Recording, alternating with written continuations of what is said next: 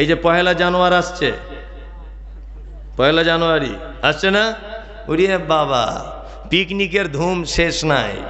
এই যে 25শে ডিসেম্বর চলে গেল, জি এটা কি মুসলমানরা বড় বড় কালিয়াচক থেকে কেক কেটে বাড়ি এনে খাচ্ছে। হ্যাঁ, ও খ্রিস্টান নয়, তবে খ্রিস্টানদের মতো। কি বললাম বুঝলেন না? এ মুসলমান মুহররম রোজা রাখতে পারে না, কিন্তু জানুয়ারি মাসে ঢং করতে পারে, যেটা হারাম। পয়লা জানুয়ারি কি হারাম।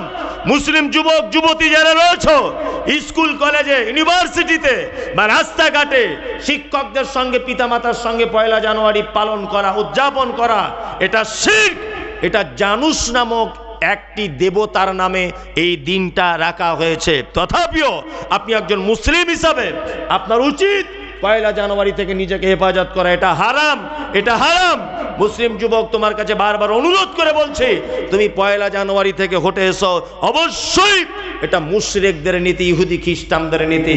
তুমি মুসলমান এই নীতি অবলম্বন করা কে যাবে না।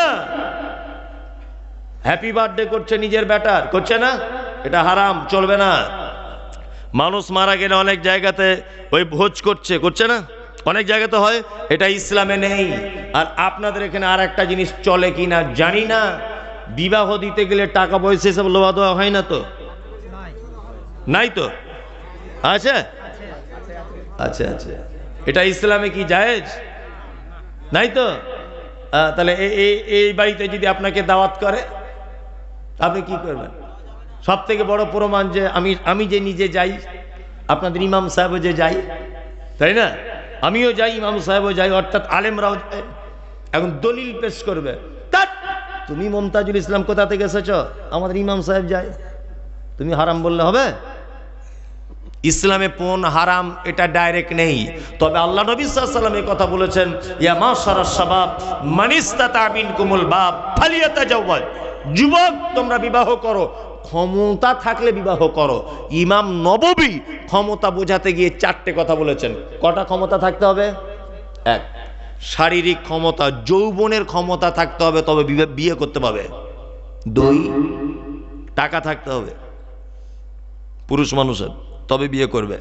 3, ভালো একটা বাড়ি থাকতে হবে বউটাকে রাখার মতো, তারপর বিয়ে করবে।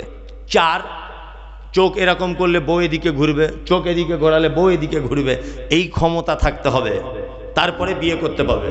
আমাদের সব ক্ষমতা আছে নাই। এ ভেড়া পুরুষ মানুষ বাড়িতে বসে আছে আর ওর বউ কাঁধে ব্যাগ ঝুলিয়ে বন্ধনের লোনে চলে যাচ্ছে। এই আপনাদের কালিয়াচকে নেই এসব? আছে নাকি? কঠিন ব্যাপার। আমার খালারা হাসছে, আবার খালারা হাসছে, চি চি চি চি চি চি চি। বন্ধনের লোন এটা হারাম, সুদ। এটা সুদের সব থেকে ছোট পাপ। মায়ের সঙ্গে ব্যভিচার করলে যে পাপ হয় এই পাপ, মায়ের সাথে ব্যভিচার। এ কি 4টিখানি বড় কথা।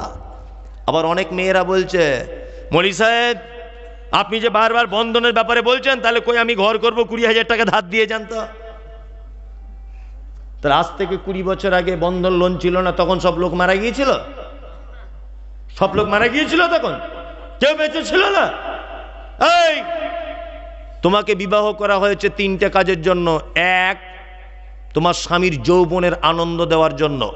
2, তার সন্তান পালন করার জন্য।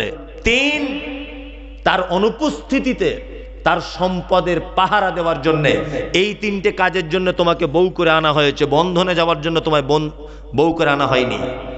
আরে পুরুষ মানুষ, তোমাকে দায়িত্ব দেওয়া হয়েছে, তার ভরণ পোষণ তাকে খেতে দিতে হবে, তাকে পড়তে দিতে হবে, তাকে পর্দার সঙ্গে রাখতে হবে, তার প্রয়োজন তোমাকে মেটাতে হবে। এই জন্য তোমাকে স্বামী হিসাবে দায়িত্ব দেওয়া হয়েছে। তুমি এইটা মনে করো না যে আমি বসে থাকবো ঠ্যাঙের উপরে ঠ্যাং দিয়ে আর ও বন্ধনে চলে যাবে রবিবার, বৃহস্পতিবার, শুক্রবার। হাগো কোথায় যাচ্ছ ভাবি? বলছে স্যারে ডেকেছে।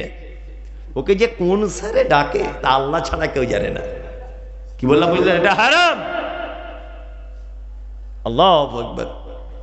পণ প্রথা ডাইরেক্ট হারাম এ কথা আমি বলবো না, তবে যে পুরুষ মানুষের টাকা নেই, আল্লাহর নবী সাল্লাল্লাহু আলাইহি ওয়াসাল্লামের কথা অনুযায়ী তার বিয়ে করা লাগবে না। সে মাঝে সাঝে রোজা রাখবে, একদিন ছাড়া একদিন রোজা রাখবে, তার যৌবনটা ক্ষুধাটাকে মিটিয়ে রাখবে, দমন করে দিবে, রোজার মাধ্যমে বিয়ে করতে হবে না।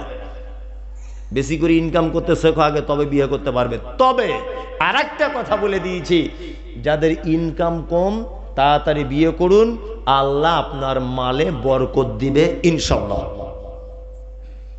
কি বললাম বুঝলেন? মালে কি করবে? বরকত দিয়ে দেবে। বিয়ে করুন আর বাচ্চা কাচ্চা বেশি করে নেন, দেখবেন আল্লাহ মালে বরকত দিয়ে দেবে ইনশাআল্লাহ। ইনশাআল্লাহ মালে বরকত দিবে আল্লাহ। জি, যারা টাকা পয়সা নিয়েছেন আপনারা কত ভালো লোক। আদেশ করিল আল্লাহ পবিত্র কোরআনে, আর বিবাহ করিতে যত আদম সন্তানের। কোরআনে আদেশে আল্লাহ যদি না করিত, মানুষের বংশ সব ধ্বংস হয়ে যেত। কিন্তু হায় বর্তমানে হতেছে এমন, বেটির বিয়েতে বেটার বাপরা নিচ্ছে কত পণ। কেউ সোনা দানা নিচ্ছে, কেউ টাকা করি, কেউ জমি জায়গা নিচ্ছে, কেউ নিচ্ছে বাড়ি। আবার কত বাপজি বলে নিব না কপন, বেটা বেটি সাজিয়ে দিক বিয়াই আপন। টাকার বেলায় সাধু সাজে, জমির বেলায় চোর। বর্তমানে বেটার বাপ এমনি হারাম খোর। চোর লোকে চুরি করে অন্ধকার হলে, বেটার বাপ করে চুরি দিনের উজ্জ্বলে। হায়রে বেটার বাপ তুমি এমনি লোভী হলে, টাকার বদলে বেটা বিক্রি করিলে। কালিয়া চকে হাটে শুনি বিক্রি হয় পাঁঠা, পাঁঠার মতো বিক্রি করো তোমরা নিজের বেটা। হায়রে বেটার বাপ তুমি এমনি লোভী হলে, পাঁঠার মতো বেটা বিক্রি করিলে। তোর জন্য কত নারী বিষ পান করে, কত নারী গলায় দড়ি দিয়ে ঝুলে পড়ে, কত নারী অহরহ অ্যাক্সিডেন্ট হয়, কত নারী রেলগাড়িতে গলা দিয়ে যায়। এর জন্য কে বাদাই জানো? বেটার বাপ। শত শত বেটির বাপরা দিচ্ছে অভিশাপ। কথা বাস্তব বললাম না অবাস্তব? একদম খুব সাবধানে থাকবে। আবার কিছু হারামখোর আছে, এত বড় বড় দাড়ি, মাথাতে টুপি, বড় পাঞ্জাবি, তসবি নিয়ে ঘোরে। মেয়ে দেখতে গেছে, বেটার বউ দেখতে গেছে, তা বেটির বাপ জিজ্ঞেস করছে পছন্দ হয়েছে আমার বেটিকে? বলছে মাশাআল্লাহ খুব সুন্দর দেখতে। বলছে টাকা পয়সা কিছু ব্যাপার আছে বিহাই? তো বলছে না তেমন কিছু ব্যাপার নেই, এসব ব্যাপারে আমি জানি না, যা জানে আমার বড় জামাই জানে। এরকম হারামখোর আছে নাকি এলাকায়? হ্যাঁ, হচ্ছে পাক্কা ইবলিশে। তসবি নিয়ে ঘুরছে, নিজের গায়ে কালি লাগাবে না, বলছে জামাই জানে সব। এই বেটা তোমার না জামাইয়ের? বদমায়েশ কোথাকারে। হ্যাঁ, আল্লাহু আকবার। আপনি অবাক হয়ে যাবেন। মসজিদে জুম্মার পরে বেটির বাপেরা অনেক সময় দরখাস্ত করে যে আমার কন্যা দায় এসেছি, কিছু আমাকে সহযোগিতা করুন। লজ্জা লাগে না যুবক? তোমার অনুপস্থিতিতে তোমাকে না জানিয়ে, তোমার টাকা চাওয়ার কারণে তোমার শ্বশুর মসজিদে মসজিদে টাকা চেয়ে ভিক মাঙে? লজ্জা থাকা দরকার। আল্লাহ আমাদেরকে, যুবক সমাজকে এইটা থেকে একটু হেফাজত করে বলুন আমিন।